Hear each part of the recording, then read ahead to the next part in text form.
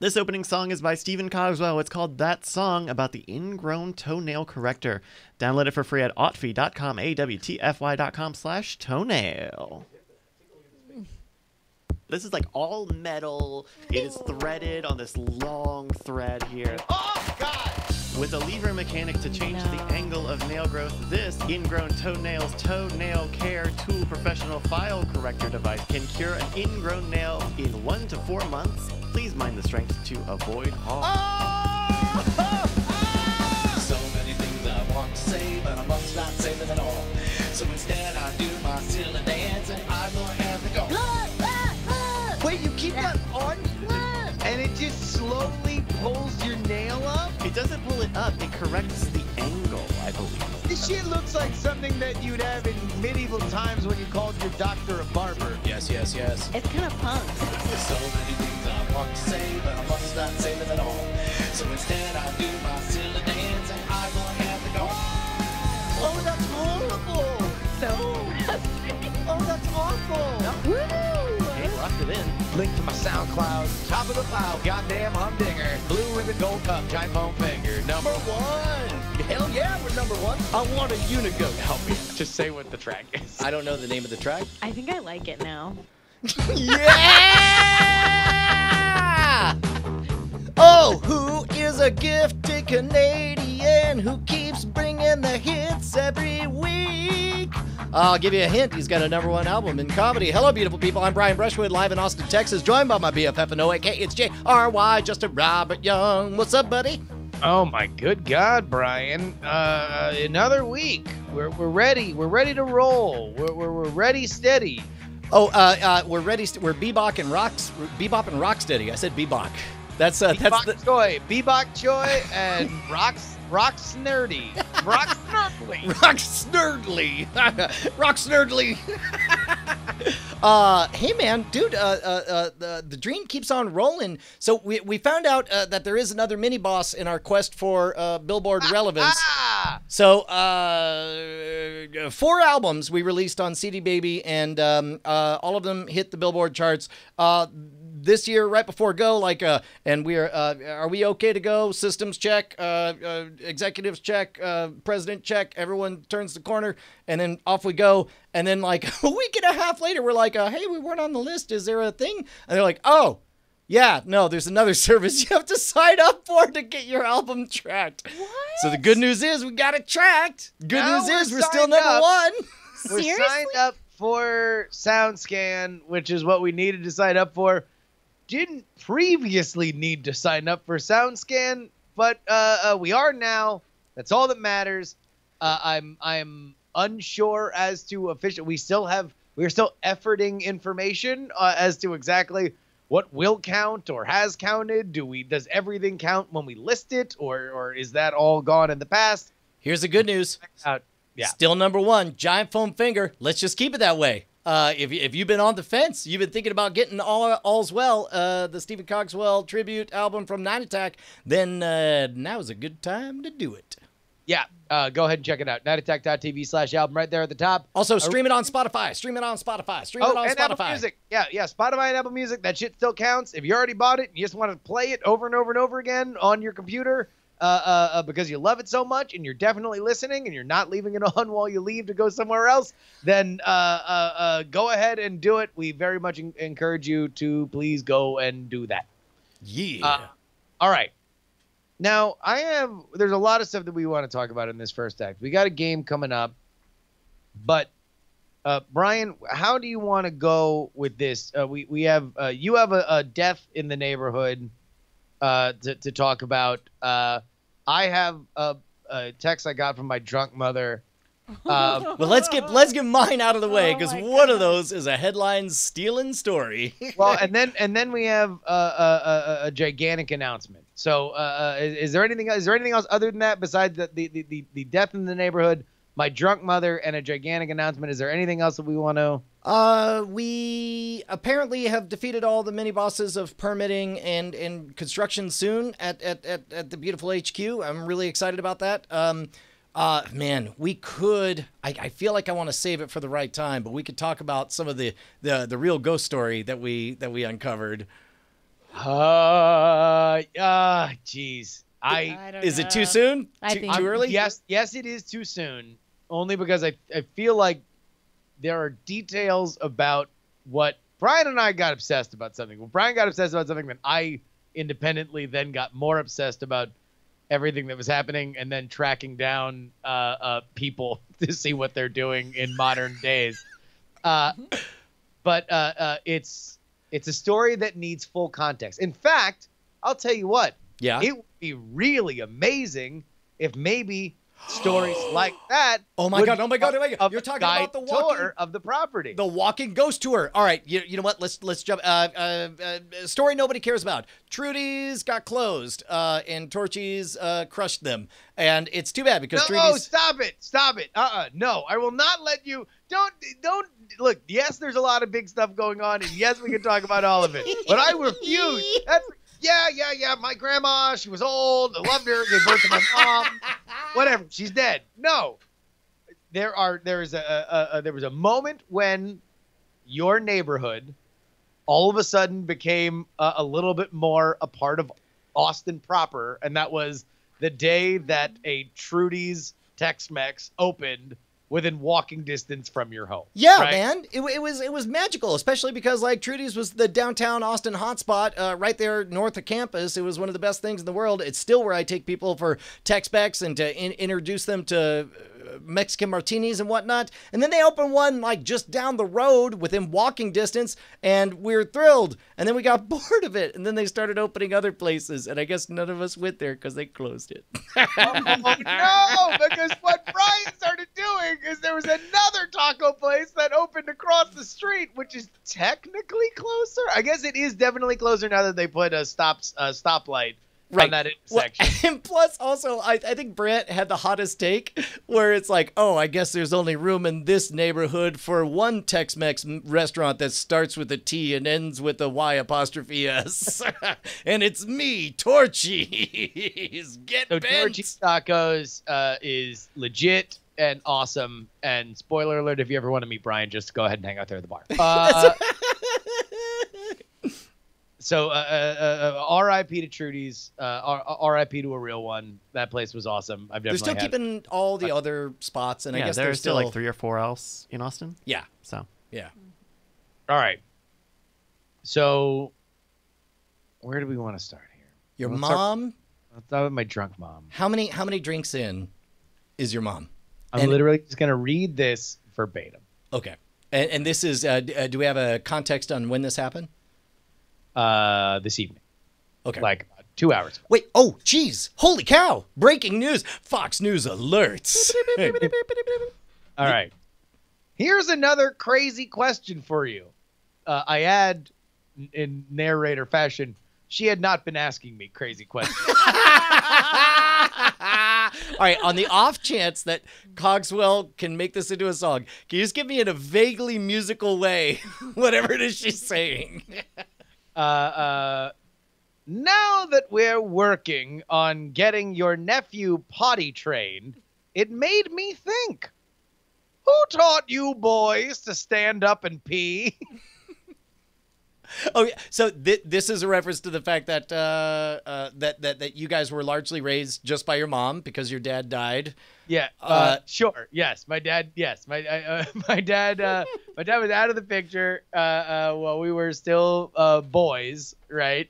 And so my mom, for whatever reason, now in 2019, for the first time, thought, who taught my sons how to stand up and pee? This is actually a legit question because is it the type of thing that each child independently thinks they're the ones who discovered fire? Like they're all just like, the fuck am I sitting down for? I can aim this shit. So my mom explains her thesis. She says parenthetically, normally little boys sit initially, but as they get older and taller, they stand.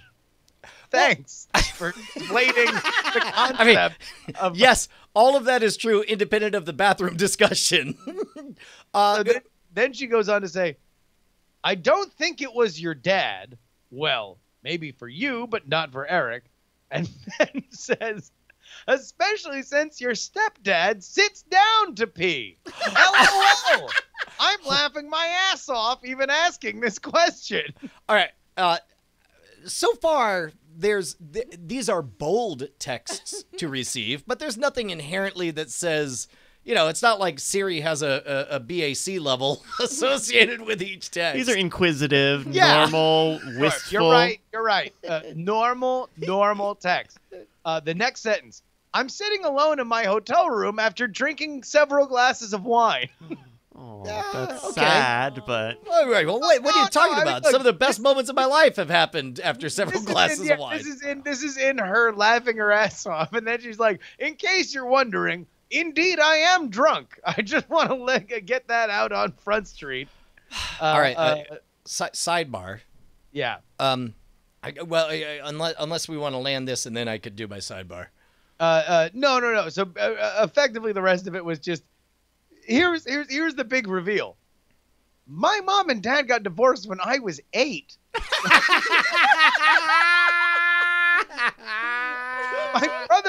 My brother was 5. Like, we were definitely standing up to pee by then. I don't know how long my mom assumed it would take to develop for us to pee, but pretty much as soon as you get over the rim of the toilet, you're standing up to pee, right? All right. Confession time. Go ahead.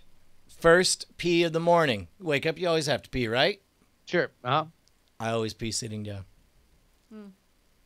Now And is that all right? So I have a few theories about this, about sit down, the philosophy of sit down peers. yes, okay. Well, specifically, it has to do with because sometimes you wake up and you're not sure, like, is this it or is there going back to bed in my future, right? And Yes. it's like I don't want to play a point and shoot video game to get my acuity dialed in and Yeah. then try to relax and possibly fall back asleep. I want it as easy as possible, right? Like I'm just So gonna. that's my one philosophy or my one thought is anybody. It's basically an early morning pee is the extension of the middle of the night pee. Correct, You're correct. operating on the same protocol where it's like, do you also do the thing where you don't open your eyes all the way? Yes, correct. Because once those eyes are opened all the way, they're never closing again. It's Yes! 24 hours before they close again. And plus also, so you wake up and it's a gradient, right? If it's 8 o'clock, you're up for the day. And so, but maybe not, who knows? And you'd think, what time did I go to bed last night or whatever. But then you got like that gray zone, like before 6, if I see a 5 in the motherfucking number, it's like, I'm gonna believe there's a little more of that sweet dream I was having. So it's like, that's full on eyes closed, sit down. Now, here's the other flip side. Yeah. Since adopting this habit 2 or 3 years ago, shocking number of times there's a summer surprise of like, oh, I guess there's more business to be conducted than I thought. oh my god. Meanwhile, the old back of the house is like, whoa. If the truck's going out, we got something else. The truck's going out. So We got I'm something else. saying first pee of the morning, take the challenge and sit down. I see no, in fact, maybe you could convince me that there's any reason to stand up for the first pee of the day. Well, Get up and going. Get the momentum. Brian, I think this is almost 100% because you are a very light sleeper. Correct. And all sleep is precious. And so the idea of, unless you are forced to get up for like a gig or to get the kids out or something like that, like there's very little, I, for the benefit of my day, are going to wake up at a regimented time because you never know when you're going to get to sleep and you never know when you can catch whatever sleep you can get. So everything is about sleep retention. Right. If there's as any to be opposed to- harvested, I want 100% of it. But now that I think about it, you're right. Because you wake up around 6:30. There's a reason they call it golden hour. And now I understand. Yeah, no, for me, I always stand up. If I could do more, if I could make it more calisthenic oriented, I would. Like, I want to be doing like some fucking yoga shit. I want to get like my legs stretching out. Like, I want to. But you're the type that it's like you wake up, you're like, well, I'm awake, therefore it must be time to run a few miles. Yeah, no, yeah. You wake up, slap yourself in the face a few times, like just you do all the things that you know you can't go back. So I'm doing it the other way. I'm doing things I know I can't go back to sleep, once I've done. So I'm jealous. I'm opening my eyes all the way, and I'm I don't know, thinking about my taxes. Like I'm just doing a million different things. I had the the unironic thought of I can't wait to go deaf so that I don't hear anything to wake me up. Oh my gosh. Sooner than later. But have you ever do you check the time first thing in the morning before you get started? Like is there ever a gate where you are awake and you look at the time, you're like, nah, a little bit more, and go back to bed? Oh, I'm all alarmed these days. Like I'm up at 6 every morning, or 5:55 technically, and then so anything before that, obviously, I'm like, time to. Bonnie's over here. Bonnie's over here. Her eyes half closed, nodding with a smirk, and she's mouthing the words, "So responsible, so responsible." No, I'm on a regiment these days, man. The regiment. I'm up at 6, make coffee, eat some eggs, and then I'm out to the gym by 7 every day. It's very healthy for your sleep schedule to set a schedule Well, no. and stick to it. Yeah, but that's because otherwise it's total fucking anarchy. I mean, you do realize what you're making an argument for, Bonnie, is for us to stop doing Night Attack because Night Attack is now that I'm not touring as much. Night Attack is the last bastion of reasons I stay up past midnight. Oh, and also, by the way, to be fair, that is a West Coast Justin way of living. Because Night Attack that starts at 6 o'clock in the afternoon, far different than the Night Attack that started at 10 o'clock. And my sleep pattern back in Florida was in bed by 4 o'clock in the morning, up by 10 o'clock in the morning. That was my normal sleep schedule back in Florida. Oh my gosh. I'm jelly. So I have a peace story. You have a pee story? Yeah. Oh, good. So what do you do, Bonnie? Standing or sitting in the first? Here's Wait. the thing: is when I was a little kid, I had an older brother, so we just meander around in bubbles because nothing matters because we're little kids, right? So You meander around in bubbles because nothing matters because you're kids. because it Ew. didn't mind. Like I'd walk in if he's going pee, and I'd be like, oh, whatever. Oh, right? got it, Like got it. so, this Okay. is kind of like I'm in my own little universe, and I'm not thinking anything about it, right? Got it. What? I would love to believe like your parents had like inflatable plastic bubbles and you guys are like gerbil hamstering it around. Yeah. All right, so I got a little poetic. Anyway, so I used to try to pee standing up. Like when I first started using the potty, I was like really confused as to why I couldn't pee standing up. Well, I mean, you could. It just didn't aim right. Yeah, I know. Like it doesn't work. Bonnie just gave me the withering head turn like Brian. Like really? Do you think that Yeah. why? Now, Bonnie, when you were making these attempts, are you 2 feet in front of the bowl, or are you trying to saddle it? Are you trying to ponder Yeah, out? that's what I find. Do you ever take adopt the youth minister pose? Sit on the toilet. That's what I eventually You're like, did. I'm gonna drop. You're like, let me introduce you to some V's. Actually, only one V and a lot of P's. Yeah.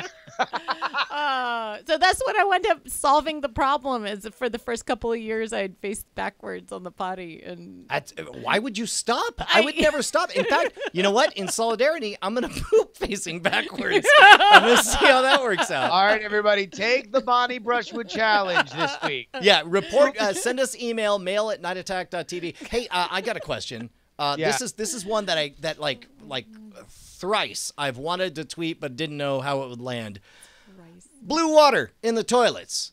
For it, again it, or love it but it's too much trouble. So blue water, I always assume that blue water means that toilet has just been cleaned. So I am for it, and I am always pleased when I see it, whether I do it myself or it is done. Yeah. Although you can't do that in yours because yours is like a straight flush from the water. No, I'm not. You take your little bottle of the old gooseneck cleaner, and you just go and give a little squirts of roux underneath, and then you beep beep beep, and next thing you know, you got a blue bowl. But I'm thinking of the puck in the tank. They got those puck in the tank ones that color the water blue, flush after flush after No, flush. sorry, Brian. Those of us below your tax bracket have to do it the old-fashioned See, way. this is why I'm glad I didn't tweet this because I knew this would be the response. got a blue bowl. White people rich. White people rich. So in general, that's a pro blue agenda, Bonnie. So wait, are you so you are against the idea of the ever cleaned toilet bowl? No, or? I love it. I love it. You In fact, do? my favorite part is seeing the blue water and then making it green. And it's like I did that, and then I That's true. That is a good feeling. and then it starts to fade away. It goes from miniature golf course blue to the Blue Lagoon blue to Cozumel blue to the Great Barrier Reef blue, and then finally it's like, all right, you're not blue at all anymore. And This that is you feel an accomplishment. Brian, running down the Pantone scale in triumph like Usain Bolt. Yes. Bryce, do you have a take on blue water in toilets? No. I mean, it's fine. Yeah. I mean, I don't know where the sure. If the toilet's clean, what do you expect the opposite side to be? Because I don't see it. There has to be some reason that I keep encountering toilet bowls that don't have blue water, and I'm trying to understand why. Why is not all of the water blue by default? We have not I had don't have blue a puck. water. I mean, one day I was feeling like I had a few extra coins in my pocket. Yeah. And I picked up those little. I go, you know what? You got the pucks. I'm gonna shit away a couple of these. Man, I wonder what it's like to double puck. Double puck. Yeah, man. But one thing I hesitate on is worrying that the dogs will drink the blue water. I mean, is it toxic? Surely they've worked that it's out. Toxic. Cleaning products are generally pretty Yeah, that's dangerous. pretty Okay, bad, this is the thing right? is I don't think they clean. I think they You just think make they're the water just blue? Yeah. They're supposed to clean. I'm What sure the that's fuck, what they say. Brian, are you blowing the lid off this whole goddamn operation? I mean, let me put it this way. I haven't seen a lot of dead pet lawsuits up against the cleaning companies. So whatever it is in there is mild enough that I assume Rover can have a few licks. Oh my God. Number one, there's only two ways this ends. Brian, you are the greatest investigative journalist. Or your entire Twitter feed is going to be dead dogs tomorrow. This is a startling stakes that have been set right now. Pet owners, take the Brian Brushwood challenge. No. just I mean, like, it's something that should be investigated. I'm betting that it's non-toxic, which is code for doesn't do anything, except for make the water blue. Well, so you're saying that these pucks are not only not cleaning, they're not cleaning your toilet, so you're just doing it for the aesthetic P-tone gradation from blue to green. Well, first of all, that's definitely factually why I would do it. But Right. I'm saying everybody else is doing it for the illusion of cleanliness by virtue of the fact that it's colored blue now. Do anything, though. That is exactly what I am assuming. Until somebody can point at me like an actual active ingredient in here, or to a mountain of dead pets. Like I'm just gonna assume there's Show me nothing one or in the this. I could assume the box is probably easier to find than the I mean, in fact, if you do the blue pucks, I want pictures of your dog's poop. I bet you got blue colored poop because I Do bet not your send dog... those to the show email. Send them to Brian at Schwid.com. Do not send definitely them to don't me. send them to man@nightattack.tv. So here's the thing, Yes. is that I hesitated putting the blue pucks in there because I was thinking, well, at least that's emergency water, because I learned that off from watching you, Brian from hacking the Brushwood. system, yeah. There's much more emergency water in the hot water heater, so don't worry about it. Oh, that's right. Yeah. That is good. So definitely blue puck it up. Reverse cowgirl with the blue pucks. Somebody says. Brian, now we've had a lot of fun here with number 2 and number 1, but I feel like it's time that we got to our number 1 announcement. Oh, I'm trying to make a number 3 joke, but we never really landed on what number 3 was, so that's fine. That was controversial. That was time. good. Yeah, no, too hot to handle. We glad definitely that closed this that topic. community Yeah. has healed from that. I just opened it. Reddit says this thread is closed. I'm sorry. Not able to go back on it. Dude, big news. I tried to drive us off a cliff last week and announce it early. Justin wisely saved me. But now we can announce that we have a venue booked. It is a legit ass theatrical venue in East Austin. May 9th. March 9th. Oh my goodness. It's gonna be man. I was really on track. Really on track. I know. But go. All right, March 9th, we're gonna blow the roof off of the north door. It's gonna be Brian Brushwood, Justin Robert Young, Bryce Castillo, Bonnie Brushwood. We're gonna do Night Attack. We're gonna have musical guests. We're gonna have dual core confirmed. Oh.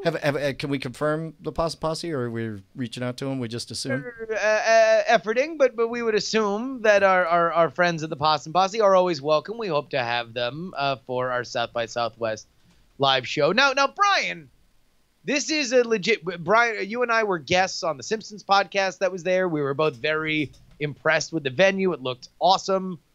We immediately thought, man, this would be a perfect, because you want to know what? It's right on 6th Street. It's just right under the highway, so it's barely East Austin. You can be. We were popping back and forth between the bars and the Simpsons podcast, so we thought it was a perfect location. We were able to get the date, but it is a venue, right? A venue with a bar and everything. So it is something that we are going to charge for. Well, yeah, because it's a legitimate theatrical show. Guess what? Our first theatrical show. Our first legitimate theatrical show where we're charging tickets at the door. We actually, Justin, I'm a little bit worried. We have to blow this thing out. We have to get this thing totally packed. We have to have everybody there. Otherwise, they charged us money, like 4 digits of money. Like that's a lot. And I don't mean like $25.99. I mean like dollars, money, 4 digits. We have to make sure that a lot of people get there. We might have also committed to a bar spend. Oh. So I hope everybody drinks. Yeah. But okay, that before we go forward, that was my favorite part. Originally, they're all like, we need 4 digits of money and a commitment. We need $45,000, and we need a commitment that you'll drink a shot of Jaeger every day for the rest of your life, and everyone you ever know will too. We were able to get the bar commitment down to a very reasonable, very doable, and I love the idea of pitching this as a fundraiser. $500. Do we think our fans could drink $500 of booze? Well, okay. I think we'll be fine on $500. We're gonna keep tickets cheap. And we're looking at $18. We'll figure out exactly what it is. If there's any weird fees or something like that. But it's going to be a fairly cheap ticket. But Brian. Yes. I mean, we've done a show. Yes. South by Southwest for several years now. Many of them have been with the Possum Posse. Many of them have been with Dual Core. I just feel, even though this is in a venue, I scheduled the show for 3 hours long. I don't quite know. I mean, I suppose we could do 2 episodes of Night Attack back to back, but what the hell? What if we brought in another podcast like our friends over at Ice Cream Social?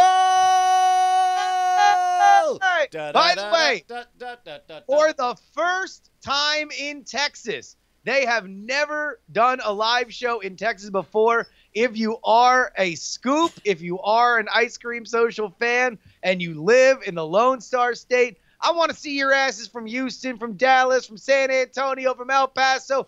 Drag your ass down from Waco. You better come on out here and see the Ice Cream Social boys, because if they don't have a good time now, they ain't never coming back. Yeah, so we're talking about, we could do, so 3 hours all of a sudden went from like, ooh, how are we going to fill that amount of time, to, oh my God, we got a lot to pack in, because we could do a full episode of Night Attack, we could do a full episode of Ice Cream Social, we can see the Possum Posse live, we can hear Dual Core live, we even, it's too early to mention even some of the other stuff that we wanted to pack in there. Look, let me put it this way. We are going to make it very, very, very worth your $18. We understand that normally we do these things at bars, and all the production value that goes into it is Brian and Justin are sitting at the bar. Brian and Justin walk 10 feet from the bar and this time have a microphone. They then walk back to the bar. This is going to be a variety show. This is going to be a double bill with podcasting, live music. We got a few more surprises that we want to nail down, but this is for real, for sure. The North Door is the venue. March 9th is the day. You will be able to get tickets this week. We are getting a link. If you want to know when those go on sale, go to bit.ly/Night Attack email. That'll put you on the Night Attack email list. We'll be able to blast that out as soon as we know. But man, we got to fly Ice Cream Social in, and we're gonna do that. We also have another great idea to do for an event the next day. But all of that will be in the email, and we'll certainly talk about it a lot here. But now it's official. This ain't just us bullshitting. This ain't just us horsing around. Make your plans. Book your tickets. Start talking to each other. See if you could split hotel rooms, split a cot, split a sleeping bag. This is going to be an awesome fucking show. Yeah, and understand, this is a big bridge for us to cross. To do a ticketed event and charge money. Guess what? We're gonna pull out all the stops. We're gonna make it as good as we possibly can. It's gonna be a festival of jackassery, the likes of which you probably have imagined. Absolutely. Are we gonna Twitch stream it? Best we can. To be honest, that will be a thing that I will worry about as soon as we figure out how to actually put on this fucking show. But right now we have certainly paid for plane tickets, and we've booked a venue, and we're now we'll be ready to rock and roll as soon as we start selling tickets. So man, I gotta say, Brian. Yeah. This Night Attack thing. This 2019 Night Attack thing. Yeah. Do we want to? Pretty good. You want to pull back a little bit? Good.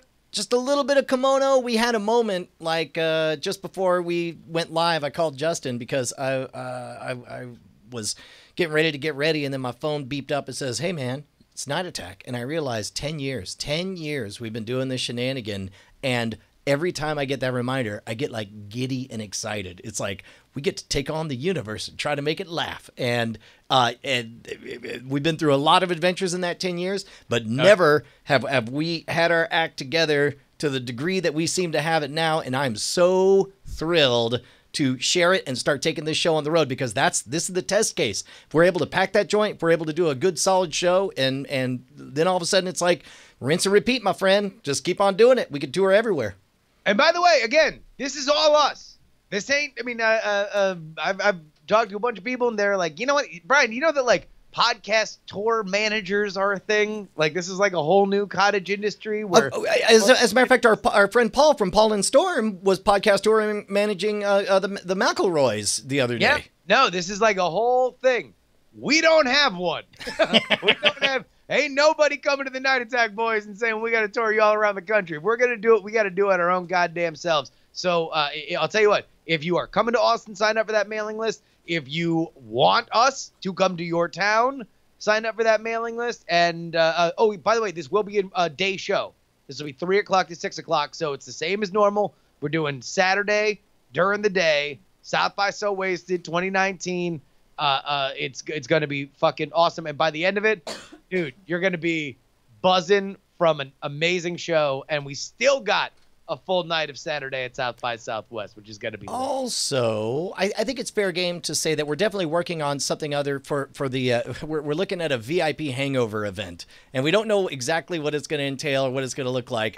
We got some good ideas, but sign up for the mailing list. Sign up for the mailing list. We're going to have we're going to have an awesome opportunity that may or may not involve a up close and personal. Do you think we can rent a buffalo and just have it, and people can get on the buffalo and ride it just a little bit? Like a stuffed one? Blow up buffalo No, and just like an actual, like, somebody out there has got a buffalo that doesn't mind bodies sitting on it. We had a property we could ride it around on. Oh my God. Wow. Sorry, I have to go reverse cowgirl the toilet for a moment because I just pooped my pants with joy. Hey, by the way, you know how all this stuff gets funded? It's your continuous support from beautiful people like you. For those of you who head on over to patreon.com/Night Attack. If you become a new pledger or you raise your pledge, you have a chance to be randomly shouted out in a little segment we like to call... Ladies and gentlemen, it's time Landed it. for the Night Attack new Patreon name chant corner hour.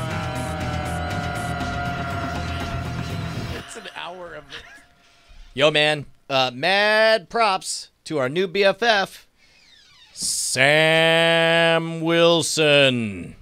Sam Wilson. I would love to believe that he was the original he was like the Eric Stoltz of Castaway, where it's like he was the original Wilson. They were originally going to have him be a human being named Sam Wilson.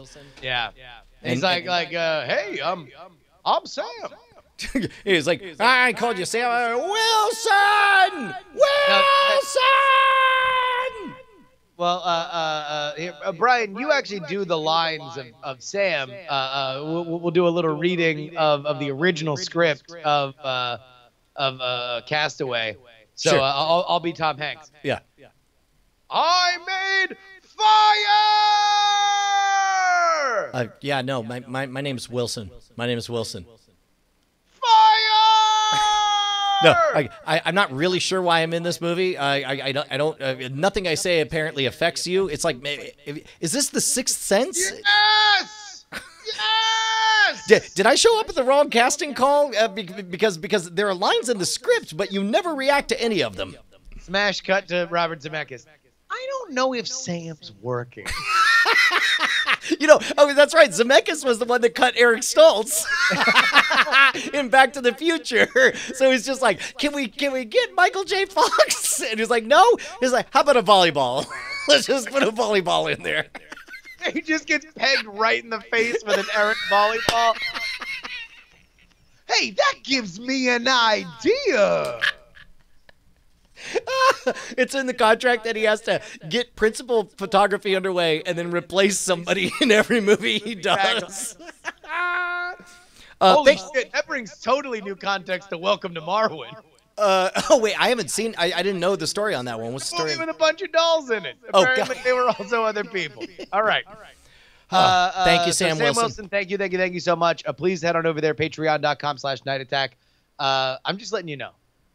You've seen us fucking release an album.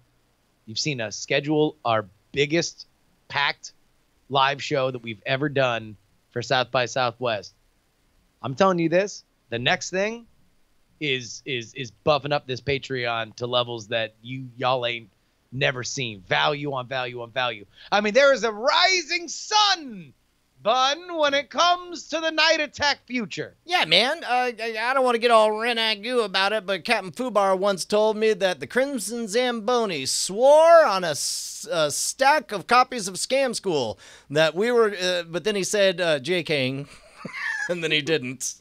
Yeah. Well, when it comes to telling the truth or telling a little fibs, we can all remember that old fable. Mechaholic in the bucolic means a Bonito boom crash in the ass. That sounds like a saying, not so much a fable. A fable would have an animal, like a stoic squirrel. That's why they're called fables and not parables. Like a parable would be about the Ben Franklin. You just said like a weird rhyme. The Ben Franklin, like, is that your second language? Captain Jack will get you high again. That's a song by Billy Joel.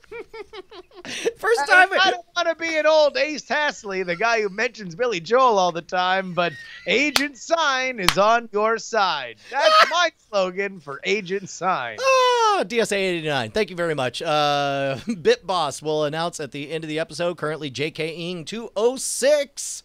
Oh, that's a light one too. It's only 500 bits. Who wants some bit ball sauce? Who's the bits? Who's the bits? Hey, Bryce, you got a game? We do have a game. So everybody knows Brian is well known for his Twitter largesse. Largesse. Oh, fuck. Yeah, Brian, you got a hell of a Twitter on you. When all the girls see Brian walk down the street, they say, check out that Twitter. And so I did a little bit of investigative research on your followers. I'm going to do an investigative research on what largesse is, whether it's a good thing or bad. So I have gone through at great expense finding people on Twitter and seeing if they follow you and if you follow them back. Now, when you say expense, I thought it was a time investment, but is there a service that you paid money? I definitely wasted $30 on something that didn't even work. Yes. Oh. Because you know why? Because you are so popular. I'm very friendly. They were very like, friendly. It's expensive for us to find this data. So, we got a few here. So, I think how we're gonna do it is Justin. I'm gonna ask you if the person or account that I say is following Brian at Schwood on Twitter, and then Brian, you are going to tell me if you follow that account. Oh my God! All right, hold on, Bryce. This is fucking bullshit. Brian would obviously know his Twitter following and who he follows so much better than me. I'm so uncomfortable with this bit.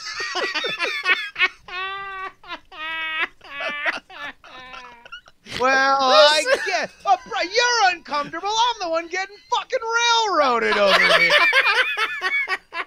Well, let's just do an example one just to see. Oh, I'm getting fucking hustled. So, for example, Justin, can you tell me if Jeff Davis at Jeff Brian Davis of Harmontown and Whose Line follows Brian Brushwood on Twitter?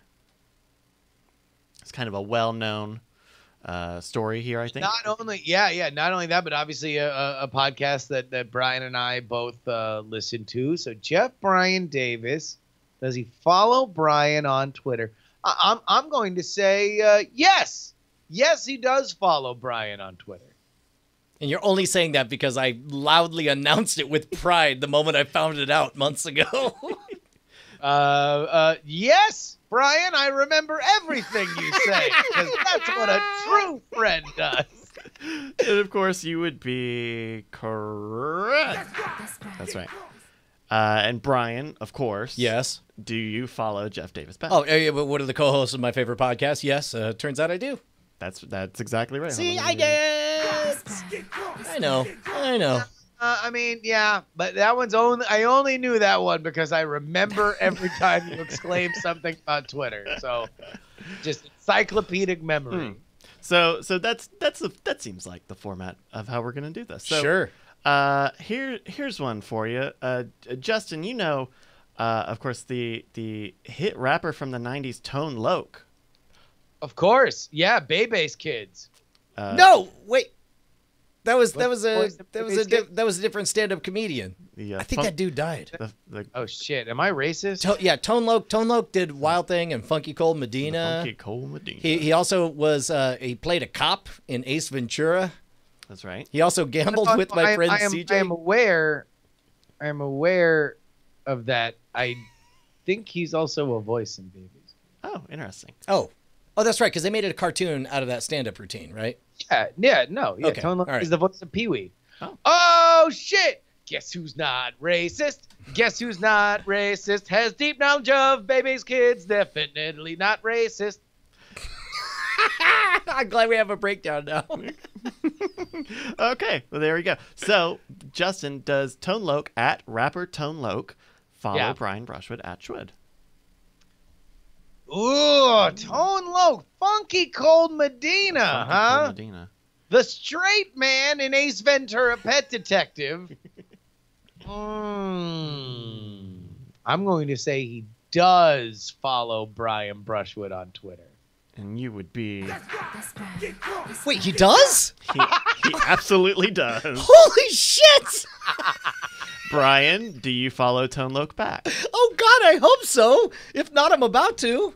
You're fired. Get out of here. Wait, I don't? You do not follow Tone Loc back? Oh,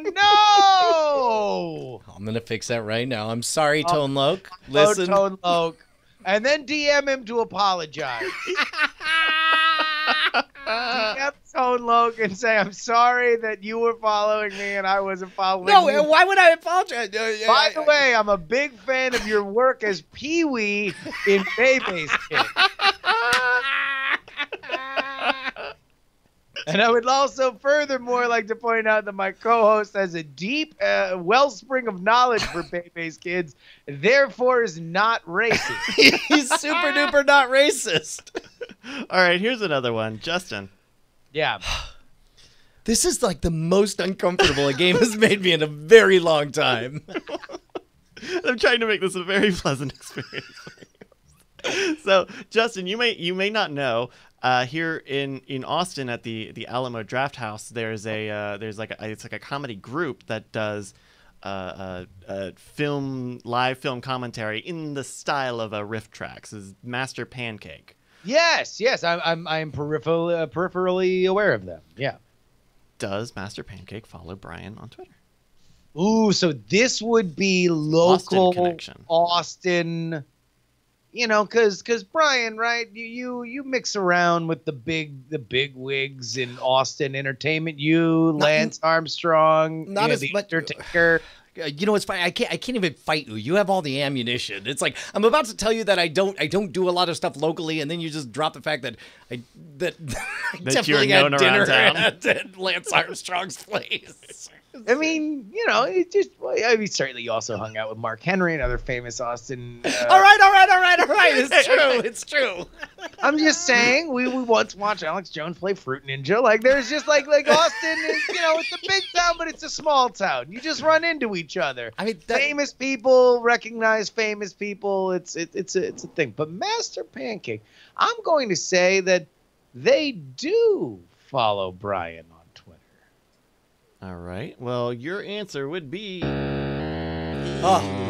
incorrect. Yeah, I only met one of the guys once at a NACA of all things. Like there was a brief moment where one of the founding members was unhappy with the others, or I forget how it broke down. But like I'm casually talking to someone and he's explaining, you know, hey, I eat fire. What do you do? Because it's like summer camp at those conferences, and it's like, oh, I make fun of movies live, and it's like, oh, like this, and he's like, yeah, and I'm in Austin. Wait a minute, who are you? And like Master Pancake, and of course.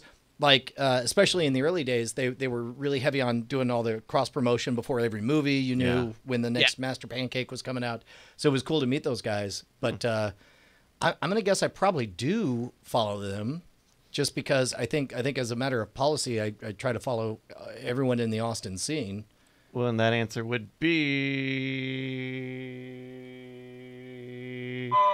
I'm gonna fix it. I'm gonna follow. Guess who I'm following right now? Fix that All one. right. So follow them and DM them if their DMs are open, and just say, "Hey, just so you know, I'm also friends with Tone Loc." All right, I just followed Master Pancake. All right, Justin. Yeah. All right, now we're gonna change. How funny would it be if Tone Loc was like, "Yeah, man, I love Scam School. I mean, Thankfully, I learned how to do the invisible deck from you. I thought the shit at the cafe was unwarranted." So we're gonna change gears here. What if he's like the #1 Brian Brushwood superfan? Is there a better random celebrity superfan than Tone Loc? Who would be better? Well, especially because I told you the story that CJ played craps with Tone Loc and taught him the Hail Minoku, and he got Tone Loc to say, "I've been down with you since Hail Minoku." Yeah, well, he said CJ is committed to the bit. He's doing crossing his arms, going Hail Minoku or whatever, and then and he hears Tone Loc go, "Hail yeah, Minoku." That's great. I love that. All right, we're going to change gears just a little bit here. I'm a modern rogue. Justin. Yeah. You know, there are not just people on Twitter, but there are also brands. Hold on. This whole I'm a modern rogue Tone Loc thing is just like making some thermite. 1/2 rust, 1/2 aluminum. Gotta open up a safe.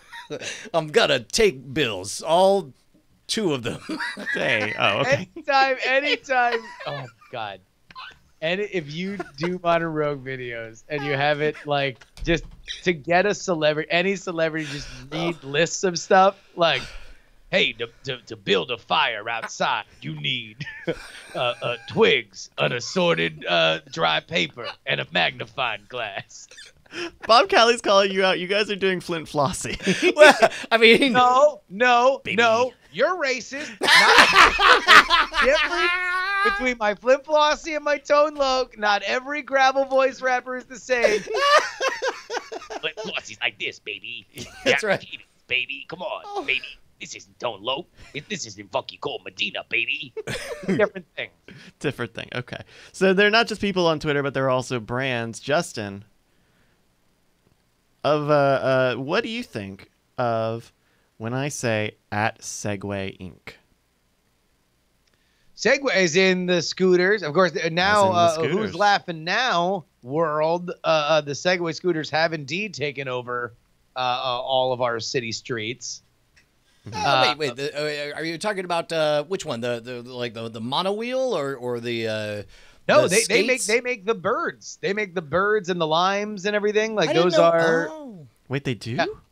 At least some of them are Segway branded, but they're like the fleet version. Sure, but, Oh my but none of goodness. them have the flywheel or the stabilization, the gyroscopes or no. anything.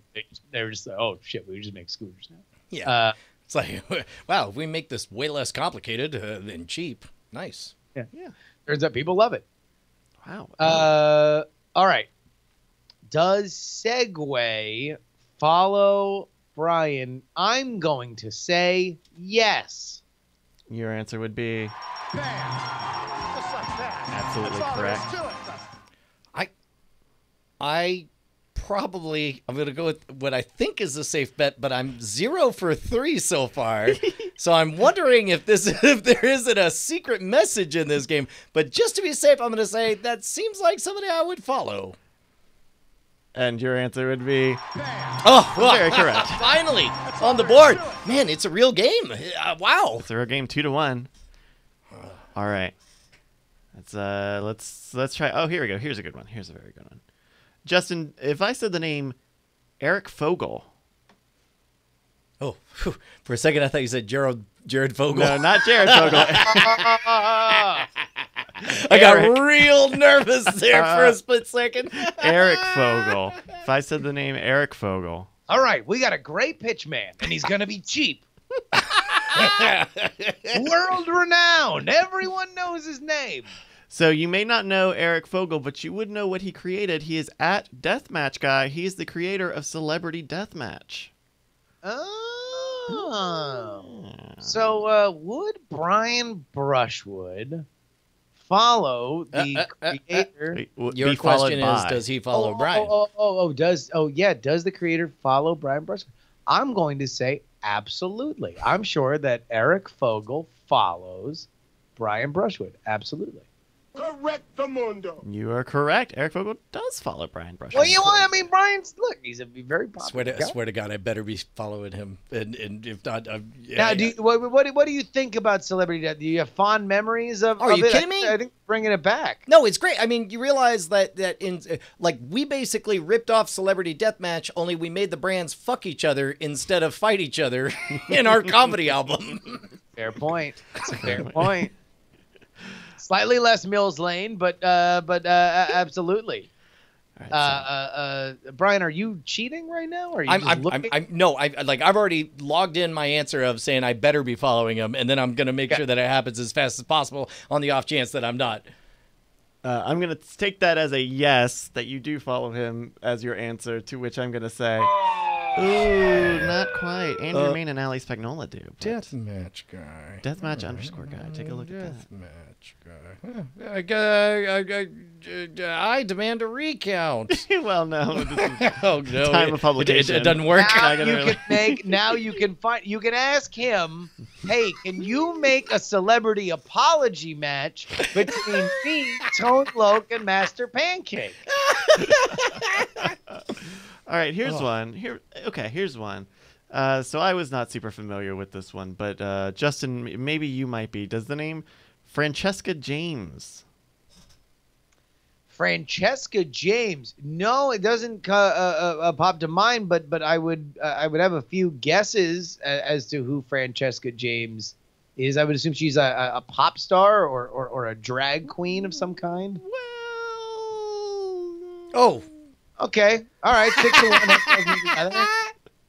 hey, for the audio people, we just saw a wall of flesh. Yeah, just a big old naked lady. There's a naked lady running around, and by running around, I mean following Brian Brushwood. I bet you she's on set just waiting to go and do her business, and next thing you know, she's just laughing at Night Attack episodes hither and non. Yes, Francesca James, Brian Brushwood's superfan. All right. In fact, I'll bet you she's watching this right now, and she's saying, "Oh, Bri, I hope you get this right." All right, Justin, your answer would be Correctamundo. correct. Bringing you up to 4 points. Brian, Has he said no to any of these? He hasn't said no to any of these. I don't believe you. Hiding a hot hand, Bri. Thank you, Francesca James, for giving Justin the hot hand. And off they go. Hey, you can always tell the difference when it's a pro. I mean, either I'm following her or about to follow her. I'm going to need a yes or no on these. Yes, yes, I follow her. Brian, your answer. Have you ever heard of Francesca James before? Ooh, the squinty eyes. Heard. Yeah. I mean, like, it's certainly possible I've encountered her. You've work. probably seen her. Yeah. I mean, that's the question, right? Yeah, I guess it's not like they don't exactly announce their names before. Hello, it's me, Francesca me. James. Francesca James. It's not like in the venue in which you would normally see Francesca's work, they all come out in a line like the Mickey Mouse Club and say their names before getting down to business. And of course, we all stick around for the credits where they roll up and they're like, "These are the hardworking people who brought you the jackhammer apocalypse." Yeah. Francesca. April, another April, Sienna. All right, Brian, your answer of yes is correct. Thank goodness. I've never been happier. I'm following a porn star. Oh. One follower we know. There we go. It is at 4-2 here. We get a few more here. How about that? Okay, here's one. Here's a fun one. Justin, you ever hear this golden tea? You know the golden tea? Oh, of course. You know, at a bar these days, you ain't worth your salt unless you got a golden tea and maybe a big buck hunt. Oh, you beat me to the big buck hunt. Big buck hunt, that's right. Comment. Yeah, the classic golfing arcade game. That was definitely a weird one. That was the only thing to survive the a purge of new arcade games. The only thing that really succeeded were those the golden two. tea. Yeah, I wouldn't have thought that golf was an arcade experience, but it looks as if prime time has proved me wrong. I mean, but it's just aiming a thing at the thing, right? It's basically cornhole, but it takes up less space, and you have rankings. You got to roll the like. Oh, it had the track ball. Yeah. That's the swing. Yeah. Can you do the sound again? Ooh. Ooh. Yeah. That's how you do it if you want to get it in the hole. But another battlefront. So at Golden Tee Golf, the official Twitter of the world's most popular barroom and arcade game. Justin. Oh, 100% they follow. There's no chance in hell. I bet you they wake up every day and say, when is Brian going to show how to be a modern rogue playing Golden Tee forever? You would be correct. I'm gonna bet that I got that stroke. I'm gonna bet that I don't follow them back. That you don't follow back. What's that? That you don't follow back. Correct. Okay. Correct. Because the secret sauce is like part of the reason, like institutionally, I'm super friendly and follow 1 billion people on Twitter. By the way, just ask me for a follow and I'll give you a follow on Twitter. But part of the ultimate like whitelisted forever is if we chat in the @replies, then I know you're a real person and we're having a real relationship. Yeah. If I don't get that, then you know, maybe at some point I just assume you're not really interested and jellyfish away. I would say in the myriad encounters you've had with Golden Tee, you've found that their responses are inauthentic or they have not responded at all. I'm going to say that I don't think they've engaged at all, and I think that's why. Motherfuckers. Burn it to the ground. Look, man, it's fine. Sons Look, of bitches. somewhere out there is a... Nobody hurts my bribe. Somewhere out there is a 27-year-old with crippling university debt, and his job is to, he sees somebody with a blue check, like, yeah, let's follow that guy, and he's not paid to be friends with anyone. Okay. Well, your answer, Brian, of no is Incorrect. I do. The reason I follow him is because I just love Golden Tee so much, and I'm always following the latest Golden Tee news. What a hilarious jape. I just wanted to see if you guys would fall for it, and you certainly did. Can you ask them if we can get a free You got cabinet? me hook, line, and sinker. I thought for sure you didn't follow. Actually, holy shit, we should get a cabinet to put at the Monorail World headquarters. We should host a Golden Tee tournament.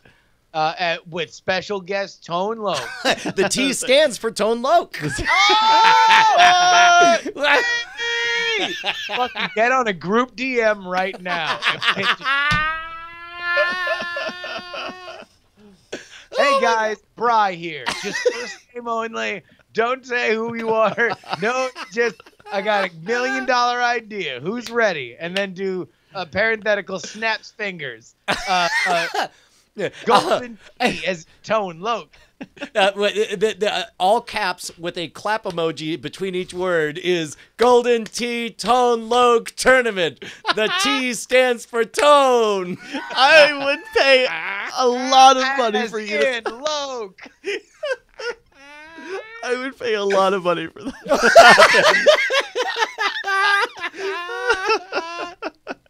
Okay. Oh my goodness. All right, let's do. T stands for Tone. Oh, can we put clap emojis in the show title? We might be able to. Only if you send that group text. If you send that group DM, we will fucking name this episode whatever the shit you want. All right, here's one. Brian or Justin, do you know the name John Bailey? John Bailey. I know. Ron Bailey is Ron a Bailey. columnist for Reason. Okay. You might know John Bailey as the epic voice guy. He's done. He He does the Honest Trailers. That's right. Yeah, the Screen Junkies. Yeah, hells yeah. But he also does like a ton of like real voiceover work, like Yeah. legitimate Hollywood voiceover work as well. Well, because now he kind of was doing a parody of the trailer voice guy, or like a Right. different, like in that genre of like over the top, big announcing, right? And then that guy died, and so now it's like, all right, look at that, Yeah, slide stepping right in. Look, and like trailers don't need to get made, right? People still need these epic trailers. Yeah, more than ever, some might say, because of the golden age of TV. Well, the question is, does he follow? I mean, look, he's Screen Junkies, big YouTube sensation. You know, I'll bet you he follows Brian Brushwood. I'll bet dimes to donuts. You're gonna say yes that he does follow Brian Brushwood. Does follow Brian? Yeah. Your answer is correct. I'm gonna say that this is the kind of thing you would put in the quiz to shame me because I don't follow him. Okay. In which case I'm about to follow him, but I'm gonna say I don't yet. Your answer, Brian, of no is incorrect. Oh, that's good because he and I are mutual best friends. We chat all the time, and now I'm thinking about it. Of course, that makes sense. Yeah, that's why we both follow each other. That's right. You know, I love that this is Brian's new strategy on the game. Is just say no so he can be surprised that he does, as opposed to the other way around, where like it's like, oh yes, of course.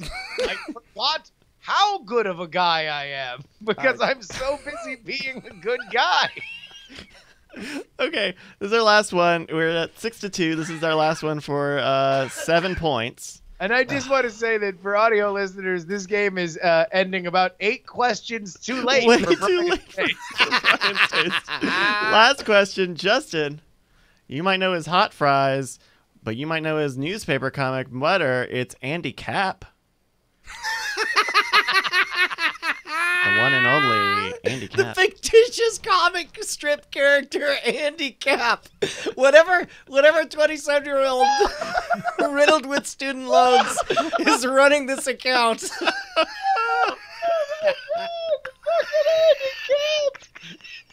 Last, Andy Capp has 2,290 followers. Oh. Oh no, sorry, he's following that. He's got 7,851 followers. Holy shit. Well, this is a no-brainer.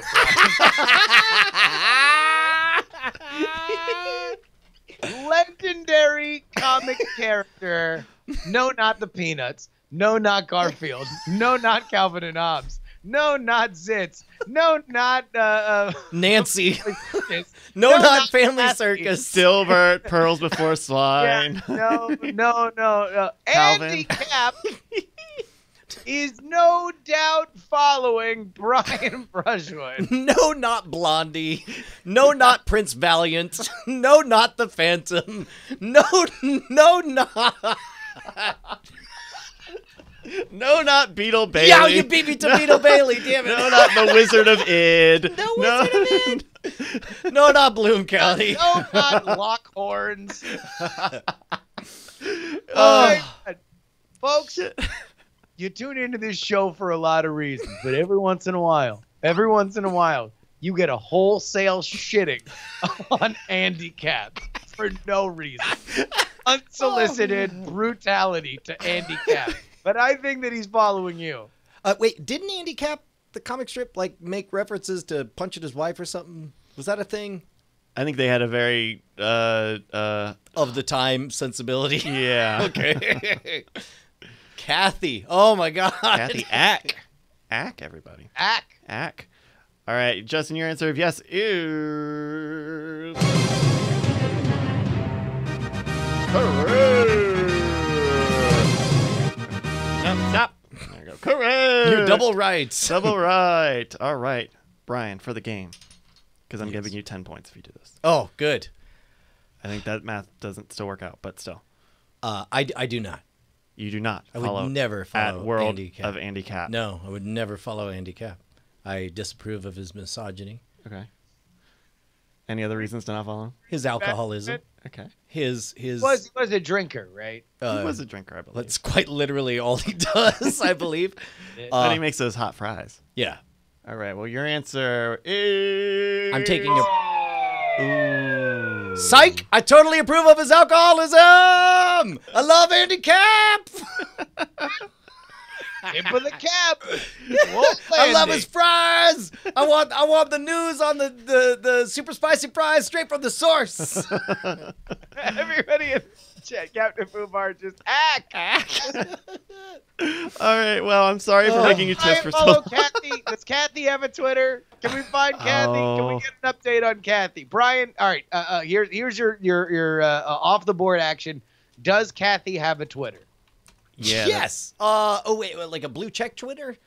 Like an official Twitter. Yeah. Unofficial Twitter. Oh, yes, certainly. Kathy has a Twitter. Is she following you? No. And are you following Also, although I do support Sunbun's assertion of all caps, let Kathy smash! Jesus Christ, Sunbun. Yes, but goddamn. Ack. Ack! Ack. All right, I'm gonna make a ruling that no, Kathy does not have a Twitter. What? So She's too Get busy on that smashing. Kathy, too busy smashing to tweet. Like her Twitter feed is going to be nothing but smashed again. I will say, LOL. oh goodness, I will say the artist of Kathy Guyswhite, does have a Twitter, but I'm gonna guess you're not one of her 6 followers on her protected account. Hold on. So, oh god, you're gonna request access? No. To see her one I'm tweet. going to tweet Kathy smash. Oh no! Let Kathy smash you, coward. Here, I'll just do it on the Night Attack one. Please do it. Let Kathy Meanwhile, if you guys want to suggest a game for us to play on the show, join us over at the Discord, the Night Attack Discord, or email us mail@nightattack.tv. Guess what? All you got to do is figure out an awesome nonsense engine. That'll be hard to figure out. That was a particularly good one. Good. Thank you for being a good who sport brought about this it. to us? No, I made this one. I spent some time today making this. So, Dude, it's great. It's great. Thank It was you a very good much. one. Yeah, and you get a free sticker pack if we use your game. So send some in. Yeah. Here you go. Absolutely. Brian. Yeah, you wanna man. do a diamond time? Oh, indeed. Diamond Time's the portion of the show where we shout out your projects. Send it over to diamondclub.reddit.tv and give us, you'll notice a big fat sticky post right up at the top.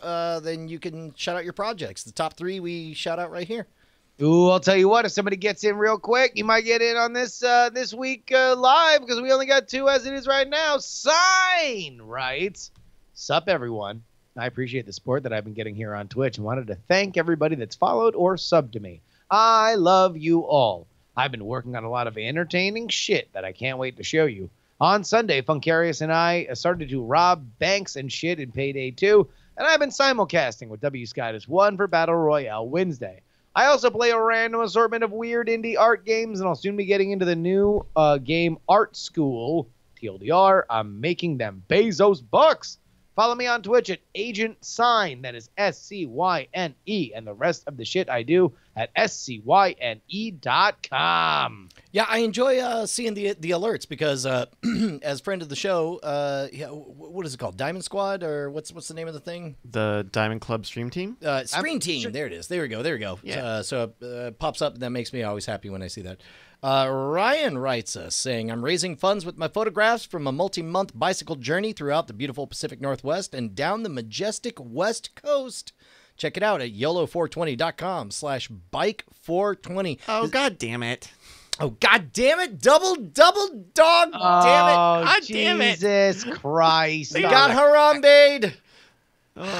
This is because we watched a Harambe on the Rewind over the weekend. We watched that episode with the cake and the image origination. Pretty great. It's good, but that was a good game. I think we do I have... think my favorite part about that photo, and if you've never seen it, I don't even know how to describe it. But I mean, it's looking like it's a spring break weekend. You're seeing a gorilla jump holding a flying V guitar, rocking out like it's a Pepsi commercial. And the headline over it says, "This is the photo of Harambe the Cincinnati Zoo doesn't want you to see." I mean, it tracks. Like, I think we have an accurate picture in everybody's mind. there is, but it's all the excited teens in bathing suits behind him. That always just makes me the happiest. Like, that's I've never noticed them, but there are babes back there. I mean, it's definitely spring break 2007, right? we got to find out where that's from. I'm sure there's a Know Your Meme page. I'm somewhere. probably following whoever. Although I don't know how popular that meme got beyond us. We did get a few last-minute third ones in. If you want to pick a random one. Yeah, here we go. Fellas. You got a pick here, Justin? No, I am refreshing now. Yes. A live wire writes, "It's already Wednesday in the UK. Happy birthday to Zoe Brings Bacon." And I'll also throw in a little bit to J King 206. 206. Do you like birds? Check out my Instagram. Instagram.com/nestintheburbs. Delivers exactly what it claims. These are some nice looking birds. Birds. Look at these. These are good photos. Birds. Oh my goodness. Yeah, no, I'm gonna follow this one. Look at the snow. Ashley created a Instagram account for our birds, solely for our birds. Did we talk about Josie creating her own nation and minting her own currency and giving it out to buy friendships? No. Okay, all those things happened. Okay. She made a bunch of currency and then printed it off, and I didn't know why. And then I found out that she was just saying like, "Hey, I'm starting a nation. It's called Burb Nation, BBIRB, Burb Nation, and I'll give you $5 if you join." And they're like, "Yeah." So she did it. She got like half the class, most of the class in on it, and then at some point, like somebody wanted to leave, and so they all chased the kid down, and and then he recanted and rejoined, and then somebody made a different nation. I believe it was called Falcon Nation or Eagle Nation or whatever. Oh, Falcon Nation sounds good. And then they pointed out like that's Hey, just everyone, another shut burb. the fuck up, traitor. We're fucking people here. Anyway, Brian, I'm sorry for that interruption. Go ahead. But then somebody stole all of their country's money. Like the national bank got robbed Oh no! by the opposing nation. And I was pleased to hear today that they recovered the money. And that they were about to have to create a new currency, but now that they have the money back, all they have to do is put like glitter or sparkles on it, and then that'll be their anti-counterfeiting measure. wash it a little bit to get those filthy Falcon germs off it. What's funny is I'm already trying to figure out like international politics. I'm like, okay, look, you don't want to actually go to war, so why don't you ameliorate the frustration between you and the Eagle Nation by having an Olympics, a lunch Olympics? And she's like, what would that be? I was like, I don't know, one of you hits a paper football somewhere, you throw a thing, and so she comes back and she's like, okay, we have 3 events so far. We have a poetry making, we have a rhyming competition or something. But I was really proud. Like she's a good steward of her country apparently. She's gonna be the president. Like there's just she's too good, too young. That Josie. Hey Bryce, do we got emails? We do. Did you want to take 1 second to take a look at how the movie draft folded out? Oh yeah, we could give 2 double middle fingers to John Trekker for clearly cheating. I think 84 million dollars is exactly how many bird bucks were stolen from my daughter, and now I think I know where they ended up to get John Trekker to number 1. I'm gonna punch them both. Hey, I got 2 fists. They got 2 faces. is there? Just kidding. They're both in better shape than me. What's on the horizon for this summer? Or like, do we even know what movies? I guess we got Endgame and the Spider-Man thing, and Yeah, we guess it probably depends need on to when we figure out a start. draft soon. Yeah, we'd have to start pretty soon if we want Well, Endgame. it's usually the end of March, beginning of May these days. Or Right, March, because April. it's Yeah. usually the week after South by. Okay, well I'll poke the commissioner and see what she's got cooking up. So Captain Marvel. Yeah, right. that's Yeah. another big one. that's right. Yeah, no, they're going like back to back because like Captain Marvel's in early March and then Endgame is in May. Like Is it May? Yeah. it's gonna be Wow. like right. Captain Marvel's getting out of theaters. Fuck Did- it. At the same Avengers is time. gonna jump right on it. Did we? I mentioned this on Cord Killers last night. Did we talk about my theory about how precisely Thor Ragnarok begins a trilogy that tracks exactly with the Star Wars trilogy? Thor Ragnarok is A New Hope because it's a simple, over-the-top, slightly silly, wonderful, grand adventure in which everybody's saved at the end because they got away from the bad guys. And then you immediately find out, Empire Strikes Back, that what you were happy about in the first movie is not happily ever after, and instead Yeah. they're really in trouble. And so all of Infinity War tracks with Empire, and so basically the Endgame becomes the Return of the Jedi, where we literally have a returning hero who has been absent, and everyone wonders if they can come and save the day. Yeah, I'll tell you what, man. I'm buying your newsletter. Yeah. So, I'll get on it.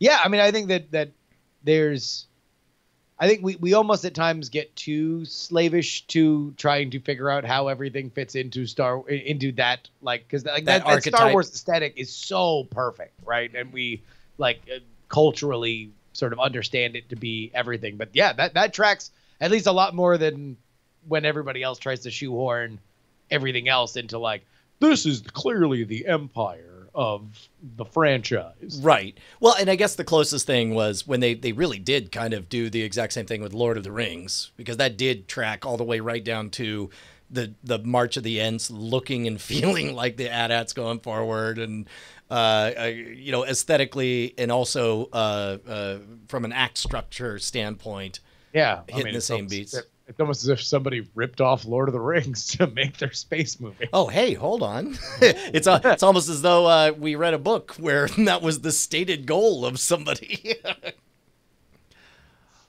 Alrighty, That was my favorite thing. The interview that I did with Chris. No. This was Paul from Ice Cream Social, who, by the way, will be coming to Texas for our live show, South by So Wasted 2019, March 9th.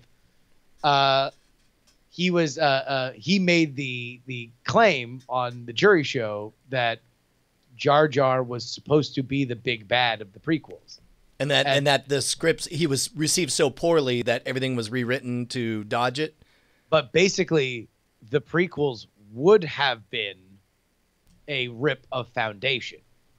And so if you look at the main trilogy as being heavily influenced by, like, let's do Lord of the Rings, but let's take the space serial version of it. This would have been, let's take the Star Wars version, and then take the character of the mule from Foundation, which still really hasn't been done.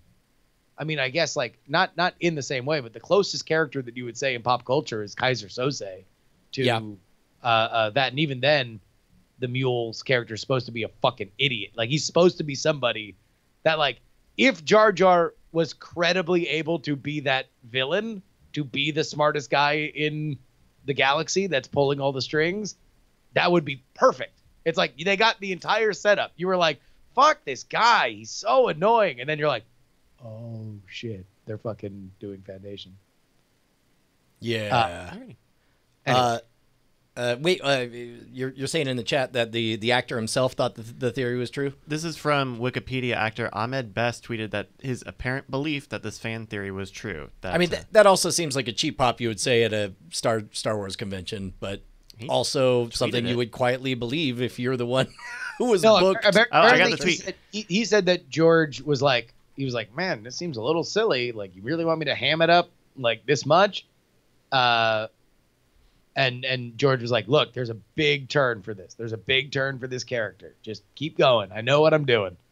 He didn't. We got mail? We do. We got a good email. Here we go. Join us for drinks in the Diamond Club. By the way, just checking in because normally we forget to do this. JKing 206, still the bit boss with 500 bits. Alrighty, so we got a really good email. We've been getting a lot of good Magic emails, and so we got this one from Jake Newer, kind of on the back of what you were saying a little bit last week. Jake writes, "Hey guys, I really love when you guys talk about magic and really want to get into more of the academics of and maybe theory of magic, like history and the ethics of magic. Is there anywhere specific I should be looking? Thanks." Man, welcome to the Magic Hour. We definitely did. I'm okay with this, man. Right. No, I love it. Like, I don't know if you know this, but I get a kick out of bringing more people onto the Magic tents. Indeed. If you want to talk about the theory of magic, the book that influenced me the most was Juan Tamariz's The Magic Way. I think it was published late 80s, maybe early 80s. But in it, he talks about the importance of canceling out methods, and he does a thought experiment where it's like, what's the dumbest trick you can imagine? Put a coin in your hand, close your hand, and then open it, the coin is gone, and then it's behind somebody's ear, right? The reason we think it's dumb is because it's the first trick we were shown by people who don't know what they're doing with magic. And so he sets up this thought experiment where it's like, well, imagine you hold their wrist and you see from all angles. You look above, below, and all around their hand, and you very carefully watch as they close finger by finger. They're making a fist over the coin, and then they open finger by finger with no moves, no other hands, no anything, no assumptions, and the coin is gone. And then they ask you to examine their ear, and you grab a light and you look all around and you feel and touch everything, and then they don't even do it. They hold up their hands and they're like, I want you to reach your finger in and tell me if you feel anything in there. And then you do, and you feel a coin, and then you pull it out. And now what you have is what universally is considered to be the cheesiest, worst magic trick any of us can think of. And you've made it literally good enough to start a religion because you've canceled out all the methods. And reading that book was the beginning of my thought process about the importance of the magician as chess player. And we talked last week, if you didn't hear it, it's on the previous episode, but I believe that the job of a magician is to be a very good chess player, and your job is to go from village to village and play chess. And there's two different philosophies of how to do that. One is to study all the book moves, study the previous masters, become very, very good and do exercises and play the hardest chess players in the nation. And the other philosophy is, well, let's just make sure the fewest number of people on the planet know how to play chess. Therefore, I'll always be the best chess player. And that book really inspired me in that it made me think, like, you get to decide how hard you want to work. You don't get to decide how hard you want the audience to work. And there's a lot of magicians who are lazy, who feel entitled to the audience's. You're not buying the audience's ignorance. And anyone who says that the secret is the most important part is somebody who thinks that they're buying somebody else's ignorance. And of course, other people are free sovereign individuals, and you don't get to do that. As far as history, James Randi wrote a book, Conjuring, that I think is one of my favorite histories of magic. It goes all the way till the late 80s. It's one of the few times you'll ever see Teller's first name in print because they were friendly, and it was before Teller got shy about his first name or deciding he wanted to be single named. Oh, wow. It's great. It's very, very visual. You get to see a lot of the amazing poster art from all those early days and understand the relevance of who influenced who and where it went. And what was the other thing? It was the theory, the Ethics. the ethics. The ethics. Jesus. Look inside yourself. Yeah, look inside yourself. Listen to me. How about that? I'll be your ethical guide. I keep waiting for a goddamn adult to show up. That's probably the more controversial element of it. Anybody who tells you that it's simple hasn't been around magic long enough because it is complicated. I think that you requires a degree of sophistication before you start pulling out pitchforks. In general, I would say if you are just starting out, then listen, and be kind of respectful of the rules of the road. It is a very particular community, and kind of understand where you go. Just, I would say there are probably no two people that are more kind of renegade about the ethics of the magic industry than Brian and I. Brian being the one who's actually has to take the bullets. But I think we would both agree, if you're just getting into it for the first time, understand where people are before you start breaking stuff. Just learn as much as you can. Yeah. Cool. Thank you. Well, let me get the name for it. So Hey, and by the way, our comments aside, like, if you guys have an appetite, we'll keep on going, man. We're those two old duffers by the campfire. Juan Tamariz has a new book coming out, The Magic Rainbow. I just got an email about it the other day. Oh, right on. Yeah, I saw him. I mean, number one, if you ever have a chance to see Juan Tamariz live, he's fucking amazing. And I also got to see a lecture of his, and you realize that he's a Spanish magician, and so much of his act plays on this character of like who's barely knows English and knows like 5 English words and everything. And then I watched his lecture, and he's like, fucking knows perfect English, but he's just such an amazing performer. Any other emails? No, that does it for this week. Thank you, Jake. All right, keep the emails coming. We super love those. Yeah. And we don't mind talking about magic if you guys keep having questions. Hell yeah. Man. What is that email address again, Mail. Bryce? Mail at nightattack.tv. MAIL at nightattack.tv. Dude, I guess the only thing we didn't find out tonight is whether or not Kathy smashed. I think we just let her know. I'll tell you what, we learned. The North Door. That is barely East Austin, right off 6th Street. You are going to get a chance on March 9th to see. I mean, look, we're calling it a live show, and it is technically a live show. You're going to pay live show prices, but it's effectively going to be a 3-hour mini convention at South by Southwest.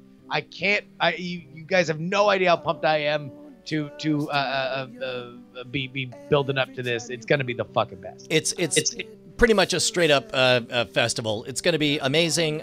Keep an eye out. Definitely sign up for the Night Attack mailing list at where was that? Bit.ly/Night Attack email. Night Attack email. That's right. We're figuring out what the VIP thing will look like for the Hangover VIP party. Definitely, I don't think it's too much of a spoiler to say one of the things we want to do is take you guys on a personal tour of the 7 Acre Schwood, and you get to see right up close and personal all the stories in there. Love you. See you next Tuesday. Dynafire! Diamond Club hopes you have enjoyed this program.